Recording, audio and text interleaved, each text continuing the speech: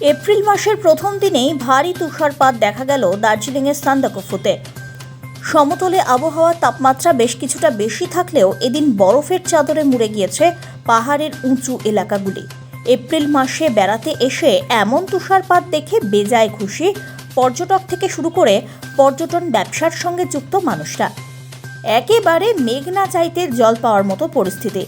শীতের মরশুমে যখন পর্যটক সহ পর্যটন সংস্থাগুলির তুষারপাতের জন্য অধীর আগ্রহে অপেক্ষা করেছিল, তখন আবহাওয়া এক প্রকার বিমুখ ছিল। তবে শীত শেষে এপ্রিল মাসে এমন ভারী তুষারপাত পেয়ে হাসি ফুটেছে সকলের মনেই।